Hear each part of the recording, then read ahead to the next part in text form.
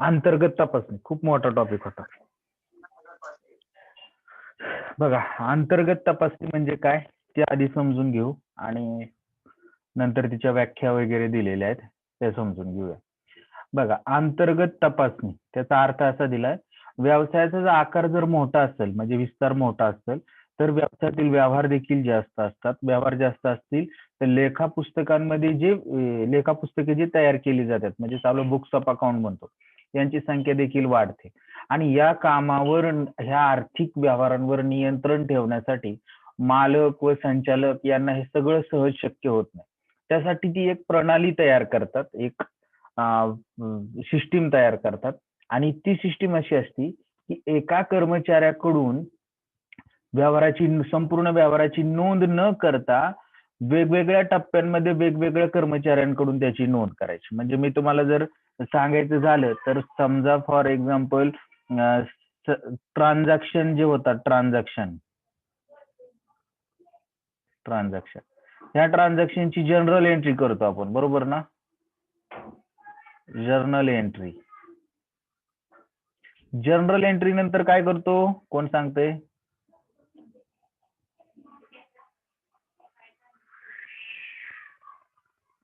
Ledger posting करतो. Ledger posting नंतर trial balance करतो. ट्रायल बॅलन्स नंतर फायनल अकाउंट असते.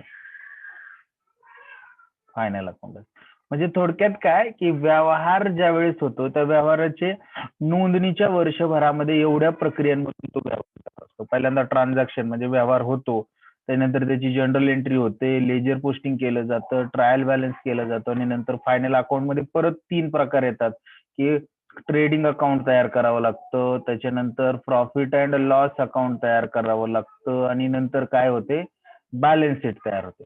तर अशा पद्धतीने थोडक्यात काय आहे की प्रत्येक व्यवसाय संस्थेमध्ये व्यवहार नोंदवण्याची किंवा बुककीपिंगची अकाउंटिंग सिस्टीम आहे.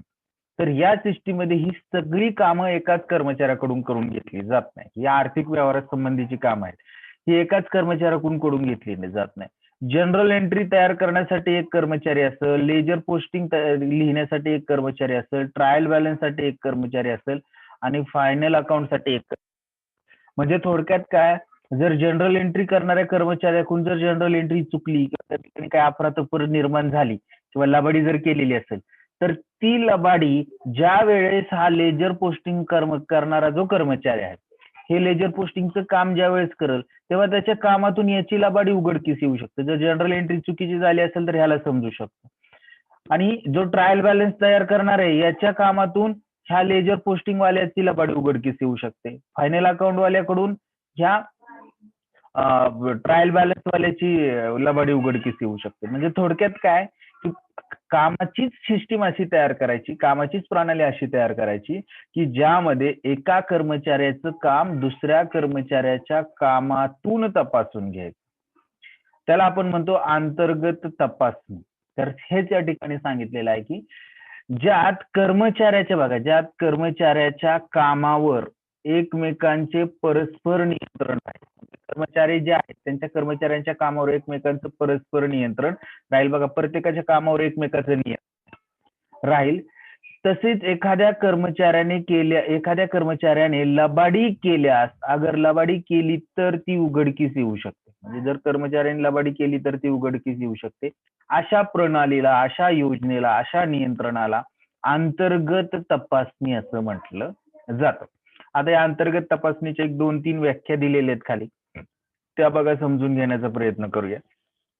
काय सांगितलंय अंतर्गत तपासणी म्हणजे लबाडी किंवा अफरातफरीचे व्यवहार झाल्यानंतर ते शोधून काढण्यापेक्षा म्हणजे ज्यावेळेस होतील त्यावेळेस ते शोधून काढण्यापेक्षा मुळात ते होण्याची शक्यता कमी करण्याची पद्धती म्हणजे अंतर्गत तपासणी किंवा इंटरनल चेक असं म्हणू आपण त्याला. होय. तर आता दुसऱ्या व्याख्येमध्ये असं सांगितलं की अंतर्गत तपासणी म्हणजे हिशोब ठेवण्याची अशी व्यवस्था की ज्यामध्ये लेखा पुस्तके तयार करताना आपोआपच चुका, लबाड्या ओळखून त्यांना आळा बसतो व त्या शोधून काढता येतात. म्हणजे बघा, मी जी आता तुम्हाला जी सिस्टीम सांगितली त्याच्यामध्ये एकमेकाचं काम दुसऱ्या कर्मचाऱ्याच्या कामातून तपासलं जातं. म्हणजे काय, आपोआप झाले असतील तर उघडकीस येतं झालं ते शोधून काढता येतात. 3 नंबरची व्याख्या अशी की अंतर्गत तपासणी म्हणजे व्यवसायातील कर्मचारी वर्गानेच केलेले सतत अंकेक्षण, अंतर्गत अंकेक्षण होय. त्यामुळे एका कर्मचाऱ्याचे काम स्वतंत्रपणे दुसऱ्या कर्मचाऱ्याकडून तपासले जाते. म्हणजे मी आता जे सांगितलं की एका कर्मचाऱ्याने जर लेजर पोस्टिंग केलं तर ट्रायल बॅलन्स वाला कर्मचारी त्याचं काम तपासू शकतो. म्हणजे त्याचं कामच आहे की त्याचं काम तपासायचं. तर आता ह्या वरील सर्व व्याख्यांवरून एक सर्वसामान्य व्याख्या आपल्याला भेटते. तर ती काय आहे ती बघूया. बघा, या ठिकाणी तुम्हाला दिसते का सर्वांना स्क्रीनवर? सर्वसामान्य व्याख्या काय आहे की अंतर्गत तपासणी म्हणजे, बघा, अंतर्गत तपासणी म्हणजे कार्यालय असेल, उत्पादन विभाग असेल किंवा भांडारगृह, म्हणजे त्यालाच आपण स्टॉक डिपार्टमेंट म्हणतो, काम करणाऱ्या कर्मचाऱ्यांच्या अधिकार व जबाबदाऱ्या यांचे निश्चित वाटप केल्यामुळं कोणताही एक व्यवहार कोणत्याही एका व्यक्तीला सुरुवातीपासून शेवटपर्यंत नोंदविता येणार नाही. म्हणजे मी तुम्हाला सांगितलं की एखादं ट्रान्झॅक्शन झालं तर त्याचं लेजर, त्याचं जनरल एंट्री, त्याचं फायनल अकाउंट हे एक कर्मचारी करत नाही, त्या ठिकाणी वेगवेगळे कर्मचारी कामाला लावले जातात. त्यामुळे एक कर्मचारी शेवटपर्यंत व्यवहार नोंदवत नाही. जर शेवटपर्यंत व्यवहार नोंदवला त्याला असं वाटतं की सगळं मीच केले, कुणाला उघडकीस येईल, मी अरेंजमेंट करून ठेवतो. पण तसं होत नाही. याच्यामध्ये काय केलं जातं, वेगवेगळ्या टप्प्यामध्ये वेगवेगळे कर्मचारी असतात आणि ते काय करतात, कामाची त्यांना विभागणी करून दिलेली असती, श्रम वाटप करून दिलेलं असतं आणि ते काम करत असतात. तसेच तिच्या कामाची तपासणी इतर कर्मचाऱ्यांकडून आपोआपच होणार असल्यामुळे, आता बघा, ही कर्मचारी यांची जे काम आहे ते आपोआपच एकमेकांचं काम एकमेकांकडून तपासलं जातं. त्यामुळे याच्यामध्ये काय होतं, 2 किंवा 2 पेक्षा अधिक कर्मचारी जर एकत्र आले आणि जर त्यांचं संगनमत झालं तरच लबाडी किंवा अफरातफर होऊ शकते, अन्यथा होऊ शकत नाही. म्हणजे मी तुम्हाला आता वर असं सांगितलं होतं की हे सगळी कामं वेगवेगळे कर्मचारी करतात. ही सगळी काय करतात, वेगवेगळे कर्मचारी ही सगळी कामं करतात. तर आता हे सगळे कर्मचारी एकत्र आले तरच अफरातफर होऊ शकते. म्हणजे हे सगळे जर एकजुटीने जर त्यांनी ठरवलं संगनमताने की आता आपल्याला या सगळ्या कंपनीला बुडवायचंय आणि अफरातफरमध्ये काम करायचं, तर ते काय करू शकतात, सगळे एकत्र येऊनच अफरातफर होऊ शकते, अन्यथा होऊ शकत नाही. म्हणजे थोडक्यात काय की हे सगळे एकत्र येणं हा दुर्मिळ गोष्ट आहे, म्हणजे होऊ शकत नाही. असं चांगला मनाचा असू शकतो, तो म्हणून मला तुमच्यामध्ये सहभागी व्हायचं नाही, मी तुमचं भांडं उघडकीस आणेल. तर असं होत नाही, सगळे शक्यतो एकत्रित येत नाही आणि सगळे जर एकत्रित आले तरच लबाडी होते. परंतु अथवा लबाडी झाली अथवा नाही झाली तरी ती त्वरित उघडकीस येऊ शकते. म्हणजे एखाद्या कर्मचाऱ्याने जर लबाडी केली लगेच उघडकीस येऊ शकते, कारण की दुसरा कर्मचारी त्याच्या कामाची तपासणी करत असतो. अशी जी व्यवस्था आहे त्या व्यवस्थेला अंतर्गत तपासणी असं म्हटलं जातं. तर ही अंतर्गत तपासणीची व्याख्या आहे. आता या अंतर्गत तपासणीची वैशिष्ट्य म्हणजे characteristics of internal check system, तर ती काय आहे? तर 4, 5, 6, 7, 8, 10 वैशिष्ट्ये आहेत, ती बघूया आपण. बघा, व्यवसाय संस्थेतील दैनंदिन कामकाजावर नियंत्रण ठेवण्याची ही एक वैशिष्ट्यपूर्ण पद्धती आहे. वैशिष्ट्यपूर्ण का आहे? कारण की एक कर्मचाऱ्याच्या कामातून दुसऱ्या कर्मचाऱ्याचं काम तपासलं जातं, म्हणून वैशिष्ट्यपूर्ण पद्धती.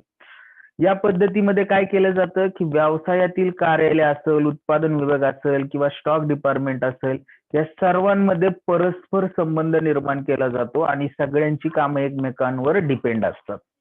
देन आफ्टर पुढं त्यांनी असं सांगितलंय की आर्थिक व्यवहार नोंदवण्याचं जे काम आहे ते वेगवेगळ्या कर्मचाऱ्यांमध्ये वाटून दिलं जातं. म्हणजे कामाची काय केली जाते, वाटणी केली जाते.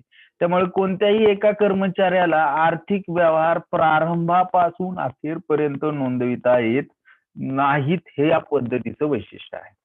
दुसरं असं वैशिष्ट्य आहे की या पद्धतीत एका कर्मचाऱ्याने केलेल्या कामाची तपासणी, बघा मी तुम्हाला आता सांगितलं होतं की एखादा कर्मचाऱ्याने जो काही काम करेल त्या कामाची तपासणी आपोआपच दुसऱ्या कर्मचाऱ्याच्या कामामुळे होते. म्हणजे दुसरा कर्मचारी काम करतो ते त्याचं कामच आहे की दुसऱ्या कर्मचाऱ्याच्या कामाची तपासणी करणे आणि बरोबर आहे का नाही चेक करणे आणि पुढचं काम करून.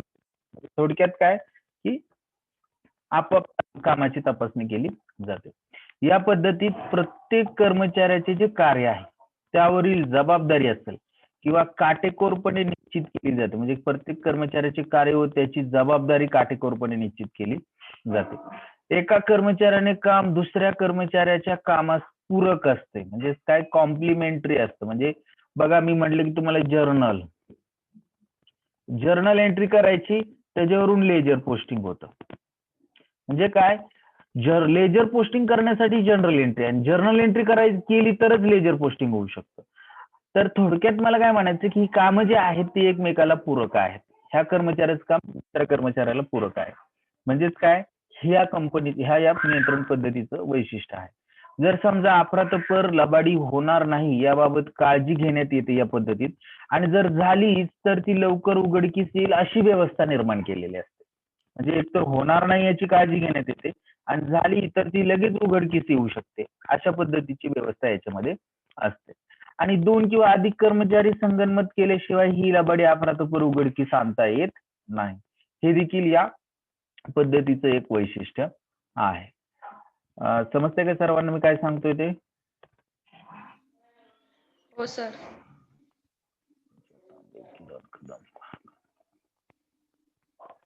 ओके, चला पुढे जाऊया आपण.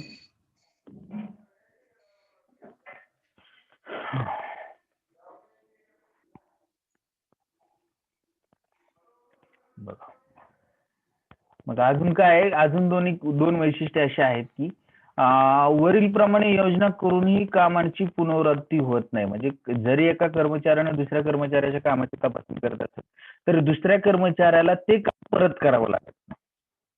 ही कामाची पुनरावृत्ती होत नाही.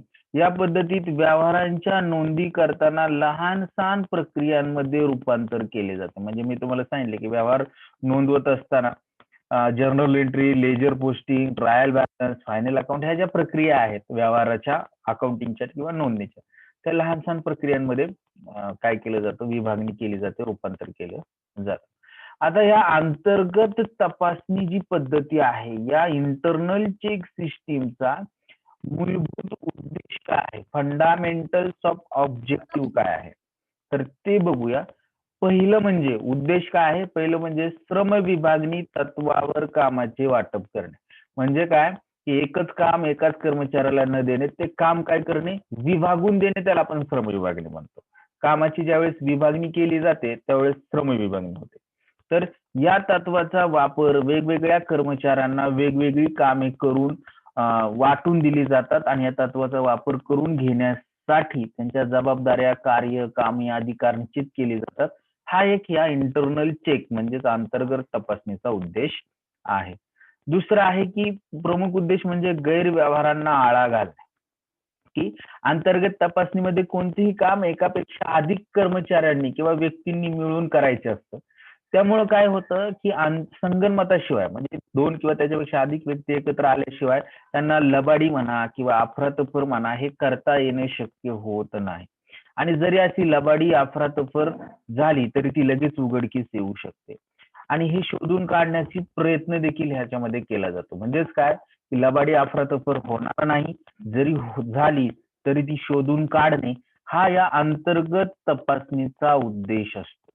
हा या अंतर्गत तपासणीचा काय आहे, उद्देश आहे. नेक्स्ट बघा, पुढे काय सांगितलंय त्यांनी की चुका असतील किंवा लबाड्या असतील व अनियमितपणा असेल, हा त्वरित शोधून काढणे. म्हणजे काय की हे कोणतीही चूक झालेली असू द्या किंवा अफरातफर किंवा व्यवहारात अनियमितपणा असेल, तो त्वरित शोधून काढणे व त्यामुळे होणारी हानी आणि नुकसान टाळणे, हा या पद्धतीचा उद्देश आहे. मुख्य उद्देश हाच आहे की जरी एखाद्या कर्मचाऱ्याकडून चूक झाली तरी ती दुसऱ्या कर्मचाऱ्याकडून लगेच उघडकीस येऊ शकते. त्यामुळे जे वर्षभरामध्ये जे नुकसान होणार आहे ती वर्षभर उघडकीस येणार नव्हती जर ही पद्धती अवलंबली नसती तर ते नुकसान टळू शकतं.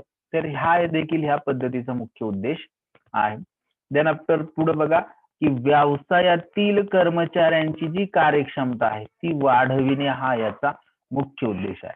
तर आता ह्याच्यामध्ये काय केलं जातं की श्रम विभागणी तत्वाचा वापर केला जातो, आणि या तत्वानुसार व्यवसायातील हिशोब पुस्तके असतील किंवा व्यवहार असतील ते लिहिण्याचं, ते नोंदणी करण्याचं काम वेगवेगळ्या कर्मचाऱ्यांमध्ये वाटप करून दिलं जातं. कार्यालयातील माहिती अद्ययावत ठेवण्याच्या दृष्टिकोनातून ही जी पद्धती आहे किंवा हे वाटप करून दिल्यामुळे काय होतं, कर्मचाऱ्यांची कार्यक्षमता वाढते. आणि या पद्धतीचा जो मुख्य उद्देश आहे तो हाच आहे की कर्मचाऱ्यांची कार्यक्षमता वाढवणे, वेगवेगळ्या कर्मचाऱ्यांमध्ये काम वाटप करून देणे.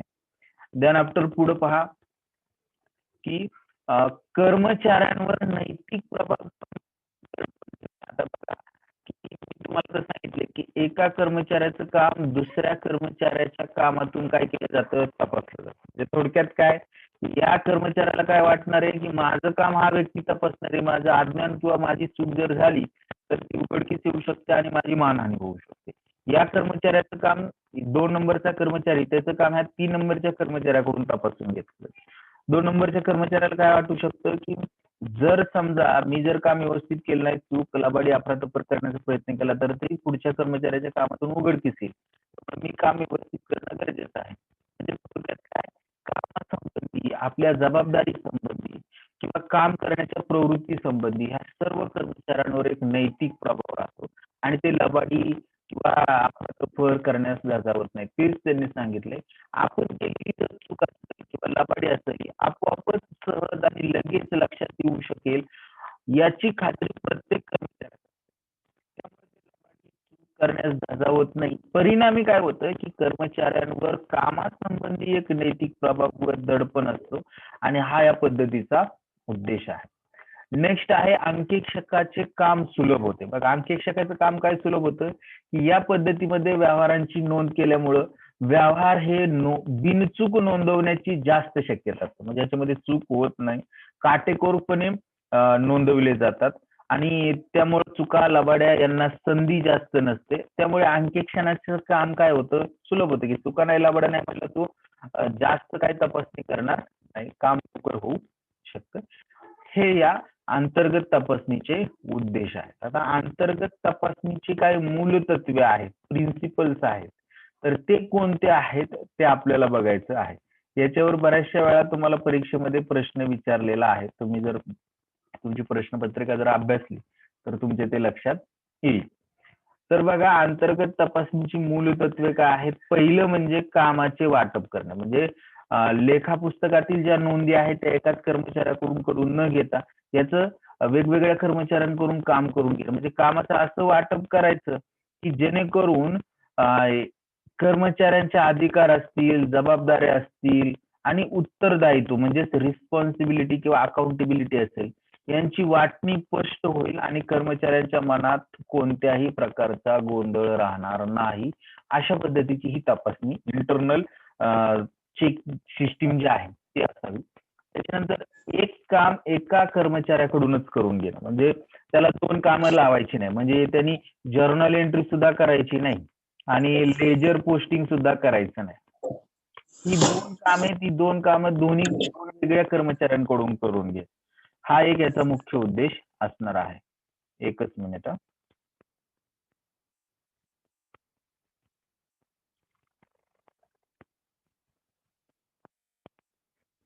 ओके. बघा तर एक काम एकाच कर्मचाऱ्याकडून घ्यायचं. म्हणजे त्यांनी सांगितले की एका कर्मचाऱ्याला एकाच प्रकारचं काम द्यायचं.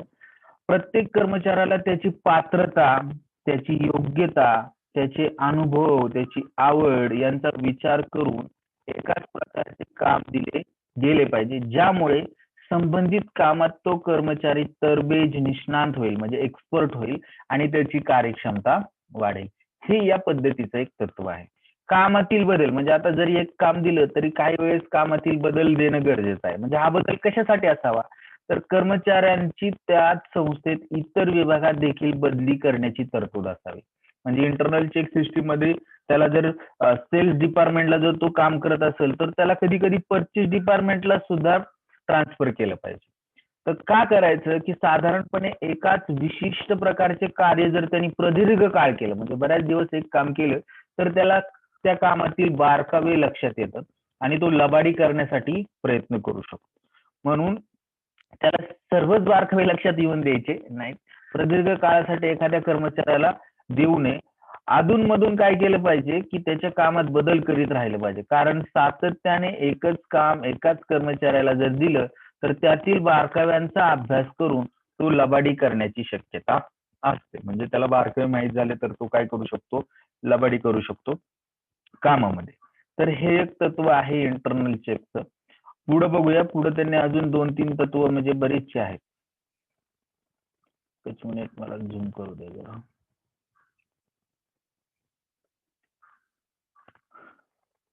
बघा आता इथं परस्परावलंबित्व म्हणजेच काय थोडक्यात की हिशोब लिहित असताना एकाच प्रकारचा व्यवहार अनेक कर्मचाऱ्यांकडून नोंदवला जातो. म्हणजे काय, एका कर्मचाऱ्याचं काम दुसऱ्या कर्मचाऱ्याच्या कामावर अवलंबून असतं, म्हणजे एकमेकांवर अवलंबून असतं. म्हणजे परस्परावलंबित्व याच्यामध्ये हे जे तत्व आहे ते वापर केला जातो. तर तेच लेखा पुस्तके लिहित असताना किंवा हिशोब ठेवीत असताना कोणत्याही एका प्रकारच्या व्यवहाराची संपूर्ण नोंद किंवा काम करण्याचे काम एकाच व्यक्तीला दिले जात नाही. त्याच्यामुळं याची काळजी घ्यावी लागते, म्हणजे एकाच व्यक्तीला दिले जाणार नाही याची काळजी घ्यावी लागते. अनेक व्यक्तींच्या हातून एकच काम किंवा व्यवहार नोंदविला जाईल याची शास्त्रशुद्ध पद्धती असावी. म्हणजे याच्यामध्ये अनेक व्यक्तींकडून कामं करून घेतली जातात, एकच काम अनेक व्यक्तींकडून करून घेतली जातं.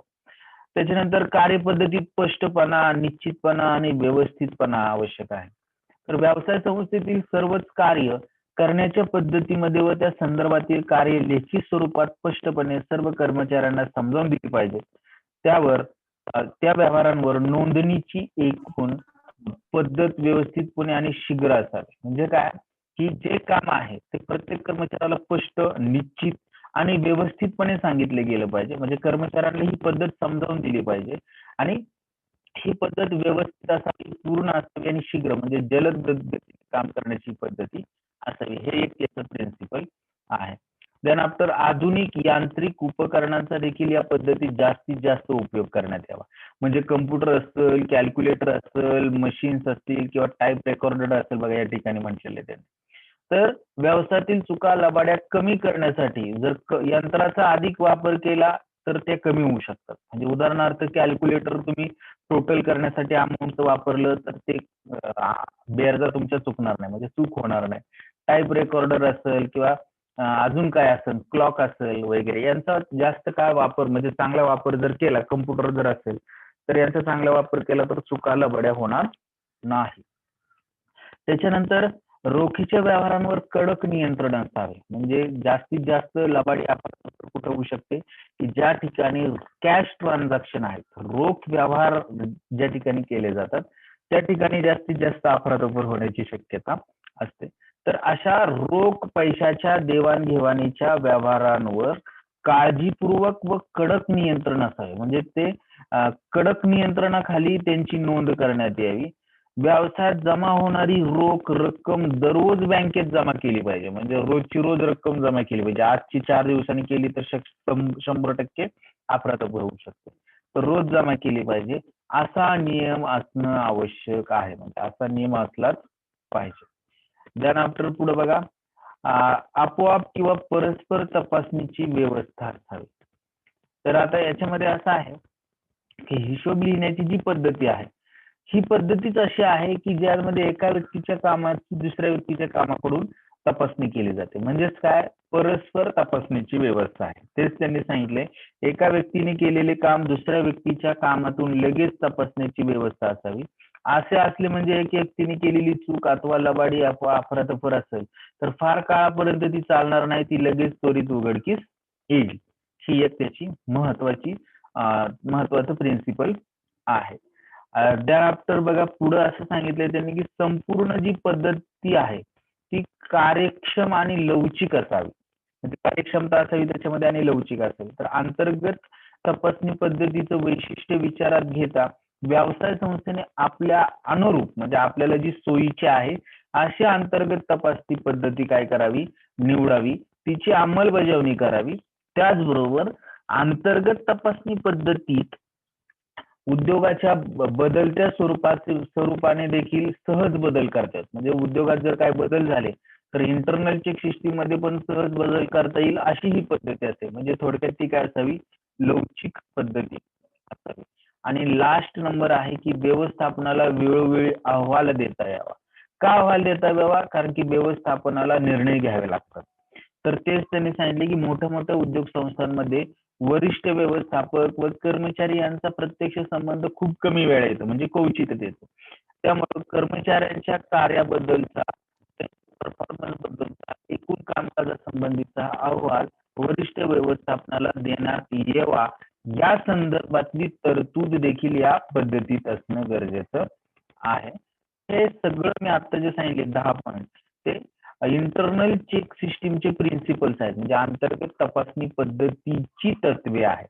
आता ही अंतर्गत तपासणी पद्धती तुम्ही अडॉप्ट केल्यानंतर, म्हणजे तुम्ही तुमच्या व्यवसाय संस्थेमध्ये अवलंब केल्यानंतर याचे फायदे काय आहेत, म्हणजे फायदे काय होऊ शकतात अंतर्गत तपासणी पद्धतीचे, तर त्याचे ऍडव्हान्टेजेस कोणते आहेत ते आपल्याला बघायचे आहे. तर पहिलं म्हणजे श्रम विभागणीच्या तत्वानुसार कर्मचाऱ्यांची जबाबदारी निश्चित केली जाते. याचा फायदा काय होतो की कर्मचाऱ्यांमध्ये योग्य कामाचं वाटप केलं जातं. प्रत्येक कर्मचाऱ्याला त्याची कर्तव्य जबाबदारी माहीत असतात. त्यामुळे जी ती कामे त्यांना सोपवली जातात, ती सोपवलेली कामे आपल्याकडून चूक न होता करण्याचा त्यांचा प्रयत्न असतो. म्हणजे जर चूक झाली तर त्यांनाच त्या कामास जबाबदार धरले जाईल, याची कल्पना असल्यामुळे ते आपल्या कामावर आपली जबाबदारी सोपवलेली आहे, आपले जे काम आहे ते अचूकपणे आणि काळजीपूर्वक करण्याचा प्रयत्न करतात. हा या अंतर्गत तपासणीचा पहिला फायदा आहे. दुसरा फायदा काय आहे बघा, की कर्मचाऱ्यांवर नैतिक प्रभाव निर्माण होतो. का नैतिक प्रभाव निर्माण होतो? कारण की एका कर्मचाऱ्याचं काम दुसऱ्या कर्मचाऱ्याच्या कामातून तपासलं जातं. त्यामुळे त्यांच्यावर नैतिक प्रभाव निर्माण होतो. कर्मचाऱ्यांच्या कार्यक्षमतेत वाढ होते.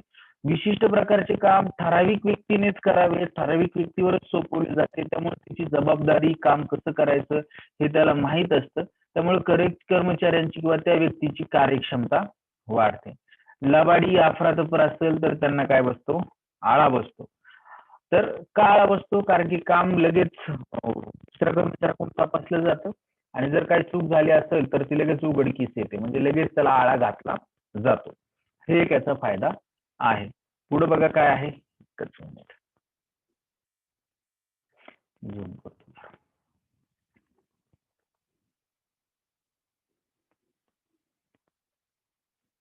पुढं असं आहे की चुका असतील, लबाड्या असतील, गैरप्रकार असतील, हे लगेच उघडकीस येतात. का उघडकीस येतात?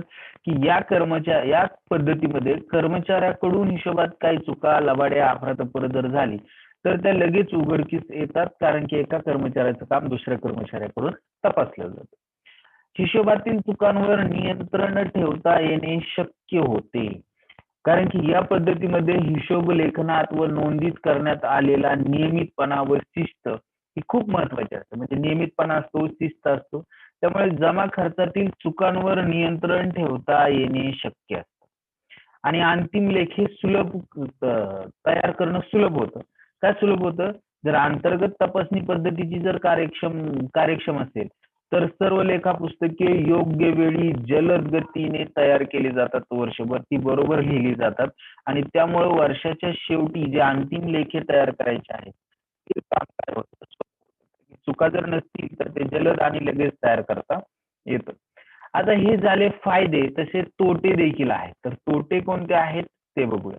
तोटे म्हणजे हे मोठ्या व्यवसाय संस्थांनाच फायदेशीर आहे, की ज्या व्यवसाय संस्था आकाराने जास्त आहेत, त्यांचं स्वरूप मोठं आहे, व्याप्ती जास्त आहे, आणि दुसरी गोष्ट म्हणजे ज्यांच्यामध्ये व्यवहारांची संख्या जास्त आहे, अशा व्यवसाय संस्थांना ह्या पद्धतीचा लाभ घेता येतो. म्हणजे लहान ज्या उद्योग संस्था आहेत त्या उद्योग संस्थांना ही पद्धत फारशी उपयुक्त ठरत नाही.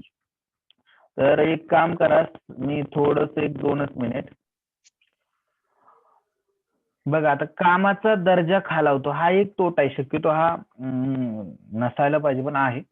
बघा या पद्धतीत काय होतं, फक्त आपल्या हिश्श्याचीच काम करण्याची प्रवृत्ती वाढते. म्हणजे मला काय काम दिले वाटून तेवढंच मी करणार. तर ते पूर्ण कसा करता येईल याचाच अधिक प्रयत्न केला जातो, विचार केला जातो. त्यामुळे काम काय होतं, त्याचा दर्जा खालावतो. म्हणजे मी माझंच करणार त्या पद्धतीने जर असेल तर ते काम काळजीपूर्वक केलं जात नाही, त्यामुळे त्याचा दर्जा खालावतो. अधिकारी निष्काळजी बनतात. का निष्काळजी बनतात? कारण की या पद्धतीत कामाची तपासणी आपोआप होते. जे आपोआप एकमेकाचं काम तपासलं जातं. आणि ही तपासणी परस्पर होत असल्यामुळे अधिकाऱ्यांना तिथे जाऊन ते काम तपासण्याची गरज नसते. म्हणून जे वरिष्ठ अधिकारी आहेत व्यवसाय संस्थेतले, ते निष्काळजी बनतात आणि त्यांच्यावरील ती जी जबाबदारी आहे ती विसरण्याची त्यांची शक्यता असते. त्याच्यानंतर पुढे बघा असं आहे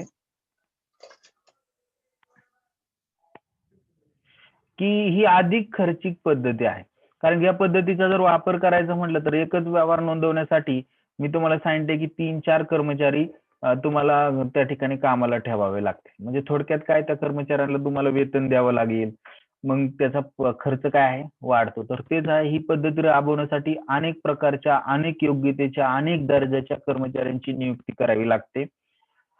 तसेच त्यांच्यासाठी अधिक वेळ, पैसा खर्च करावा लागतो. म्हणून ही पद्धत जी आहे ती खर्चिक ठरते आणि ही लहान उद्योग संस्थांनाही परवडत नाही. कामात सुलभतेऐवजी गोंधळ होण्याची शक्यता वाढते. का गोंधळ होण्याची शक्यता वाढते? कारण की ही जर योग्य पद्धतीने अवलंबली नाही, ही जी पद्धत आहे इंटरनलची एक सिस्टीम, तर व्यवसायातील कामे सोयीस्कर होण्याऐवजी त्यामध्ये गोंधळ वाढण्याची शक्यता आहे. म्हणजे जर ही पद्धत जर प्रभावीपणे राबवली नाही, चुकीच्या माणसाला चुकीचं काम दिलं किंवा जो नवीन माणूस आहे त्याला अवघड काम दिलं, तर हे काय होतं, गोंधळ होतो. आणि अंकेक्षणाच्या कामात दुर्लक्ष होऊ शकते. आता कसं होऊ शकतं, की व्यवसाय संस्थेत अंतर्गत तपासणी अस्तित्वात आहे असं अंकेक्षकाला वाटतं. त्यामुळे त्या संस्थेच्या जमा खर्चाची व हिशोब पुस्तके बिनचूक आहेत असं अंकेक्षक गृहीत धरतो आणि त्या आधारावरच आपल्या अंकेक्षणाचं काम पूर्ण करतो. त्याच्यामुळं जास्त विशेष दक्षता न घेता तो काम करत असतो. आणि असं जर झालं तर कदाचित जर व्यवहारांमध्ये घोटाळा वगैरे असेल तर तो उघडकीस येत नाही आणि त्याच्यामध्ये दोष राहण्याची शक्यता असते, म्हणजे सदोष अंकेक्षण होते. तर हे सगळं जे आहे हे काय आहे, की या अंतर्गत नियंत्रण प्रणाली जी आहे, ही पद्धती आहे, त्या पद्धती संदर्भातली माहिती आहे. तुम्हाला हा परीक्षेला प्रश्न विचारला जातो. आता बघा, हे अंतर्गत अंकेक्षण काय आहे तर ते बघूया. तर हे अंतर्गत तपासणी किंवा अंतर्गत अंकेक्षण या दोन्ही बाबी भिन्न आहेत. म्हणजे अंतर्गत तपासणी आणि अंतर्गत अंकेक्षण या दोन्ही बाबी भिन्न आहेत. त्यामध्ये जमा खर्च लिहिताना चुका, लबाडे, अफरातफर होऊ नये म्हणून किंवा ती झाली तर ताबडतोब उघडकीस यावी यासाठी अंतर्गत तपासणी पद्धती उपयोगात आणली जाते. तर अंतर्गत अंकेक्षणामध्ये हा एक अंकेक्षणाचा प्रकार आहे, त्यामुळे या दोन्ही संकल्पनांमध्ये गल्लत होण्याची जास्त शक्यता असते. तर अशी गल्लत होऊन द्यायची नाही. पुढे बघूया. आता या अंतर्गत अंकेक्षणाची व्याख्या काय आहे? तर अंतर्गत अंकेक्षणाची व्याख्या या ठिकाणी दिलेली बघा, तुमच्या लक्षात येईल.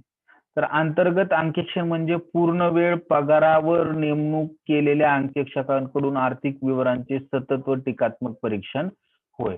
ही अंतर्गत अंकेक्षणाची व्याख्या आहे. आणि आता अंतर्गत अंकेक्षण आणि अंतर्गत तपासणी यातील फरक. तर त्याच्यामध्ये बघा उद्देश आहे, म्हणजे अंतर्गत तपासणी आणि अंतर्गत अंकेक्षण यातील फरक. तर पहिला उद्देश काय आहे अंतर्गत तपासणीचा, की अंतर्गत तपासणीचा असा उद्देश असतो की हिशोब लेखनातील चुकांचे प्रमाण कमी करणे, गैरप्रकार, लबाडे, अफरातफर यांना आळा घालणे हा याचा उद्देश असतो. तर अंतर्गत अंकेक्षण काय आहे, की हा अंकेक्षणाचा किंवा हिशोब नोंदणीतील आता शिक्षणाचा झाले जरा प्रिंटिंग मिस्टेक, आता अंकेक्षणाचा पाहिजे.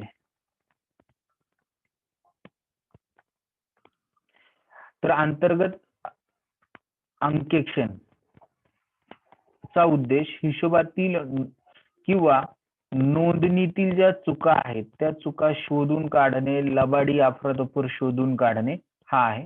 आता याची व्याप्ती जी आहे अंतर्गत अंकेक्षणाची, तर ही अंतर्गत अंकेक्षणाची व्याप्ती ही फक्त तपासणी पुरती मर्यादित असते. तर अंतर्गत अंकेक्षणाची व्याप्ती तुलनेने जास्त असते. यात व्यवस्थापन कार्यक्षमतेचाही समावेश होतो. पुढे बघूया. कामाचे स्वरूप कसं असतं अंतर्गत तपासणीमध्ये.